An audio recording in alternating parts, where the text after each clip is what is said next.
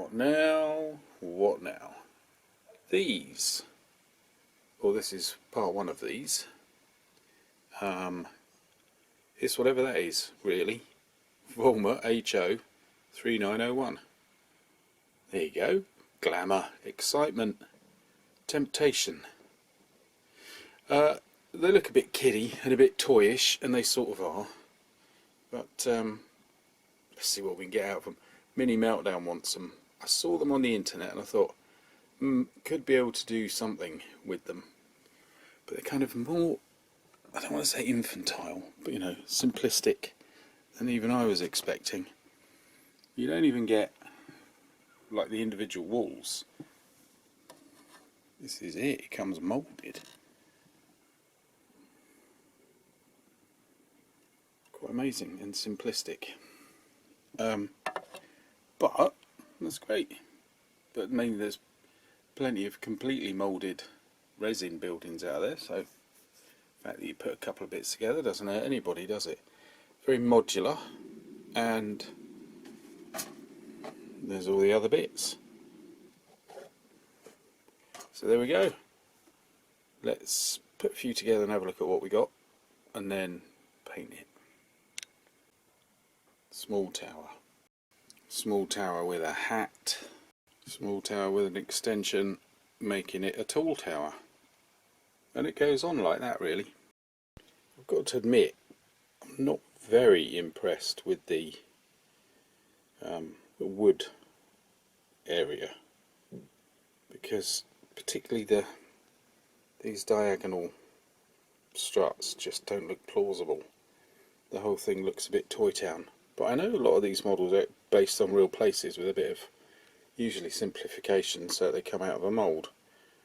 So without doing tons of research, there probably is somewhere that's a bit like this. I can't think what you might do to make it look a little bit more adult.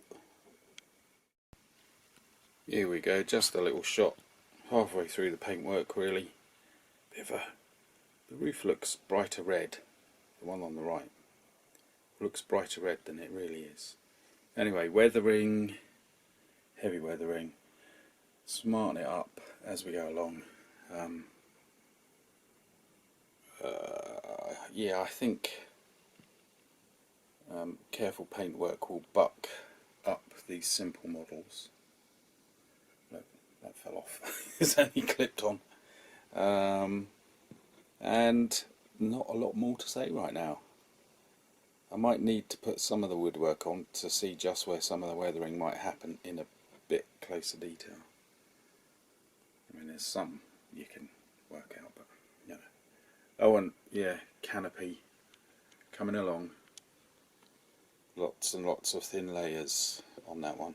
Very strange business, but that'll get a program all of its own.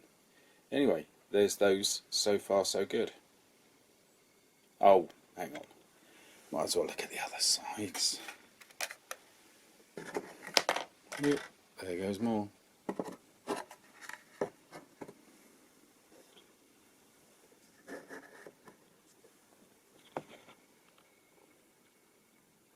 Yeah, they're going to be alright, aren't they? I think the light's better for that one now. It looks somewhat improved. Probably looks better without the woodwork on. Yeah, I think that's alright. Back to watching Thunderbirds. Just a quick look under fading light conditions. That's alright. Sort of what I wanted. I've lightened some of the stone up and added a bit more darker green here and there. So I think, you know, we're getting there.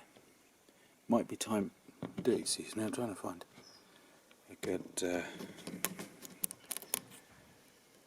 bit of base, but might be time to put the wood on, because it's going to cover up a lot of that very heavy weathering. And so it should level things out a little. One more turn.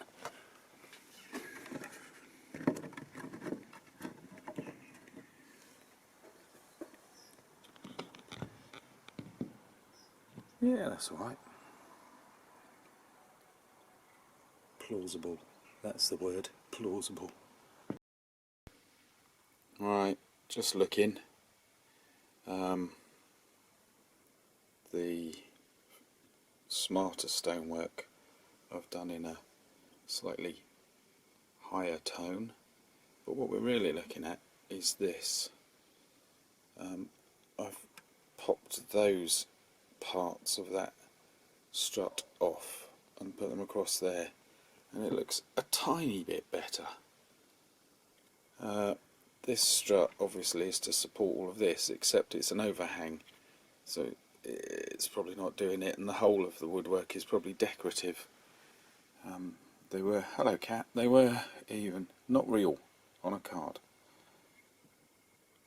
They were even doing decorative false wood work, at least in the 1400s, if not before.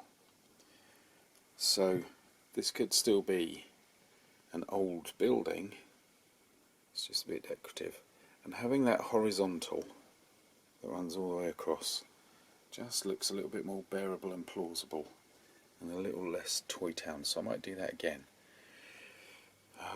But I am thinking that one of these, one of the pair, might have some faces that don't have any woodwork on them at all. So I'll do one properly and one improperly.